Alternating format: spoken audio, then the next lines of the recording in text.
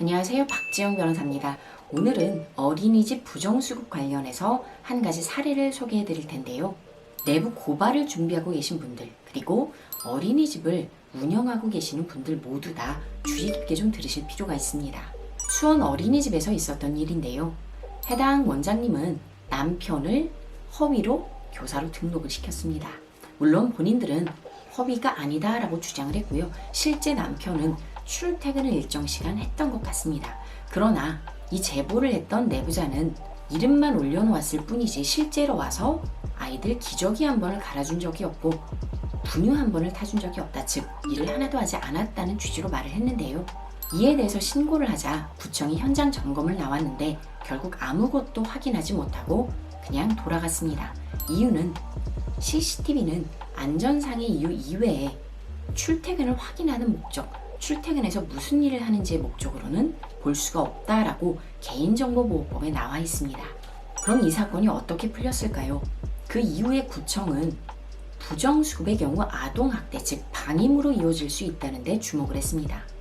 일도 하지 않는 교사를 허위로 등록을 시켜서 국가의 보조금을 받는 것까지도 오케이인데 그 이후에 일을 하지 않는 교사 때문에 원래 이 정도 아이들을 몇 명의 교사가 돌보도록 되어 있는데 교사가 빠짐으로써 아이들이 방치되는 부분은 더 이상은 좌시할 수만은 없는 부분이었던 것 같습니다. 따라서 다시 CCTV를 요청했고 아마 물증을 확보하지 않았을까 싶습니다. 그리고 진술도 있었고요. 다만 이 부분에 대해서 어린이집 원장님이 민형사 행정 이런 부분들에 대해서 모두 법적으로 다투고 있었기 때문에 2년 정도 걸려서 결과가 나왔는데요. 남편과 어린이집 원장님 모두 각각 500만 원형의 벌금형에 처해졌습니다. 또한 행정처분도 별도로 내려졌는데요.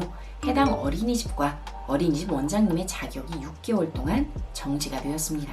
그럼에도 불구하고 원장님은 폐쇄 신청을 했는데요.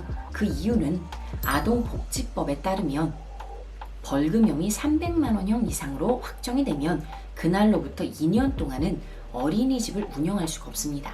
즉 6개월 동안의 운영 정지가 풀린다고 해도 어차피 운영을 할 수 없기 때문에 결국은 폐쇄 신청을 한 것입니다. 부정수급의 경우에는 단순히 보조금을 허위로 받아내는 그런 부분을 넘어서서 아동학대로 이어질 수 있고 그로 인해 CCTV도 모두 공개가 되어야 하고 추가로 처벌이 강화될 수 있다는 부분을 알고 계셔야 할 것 같습니다. 다음 시간에는 어린이집의 페이백 문제에 대해서 조금 알아보도록 하겠습니다. 추가 문의 사항은 직접 연락 주시기 바랍니다. 감사합니다.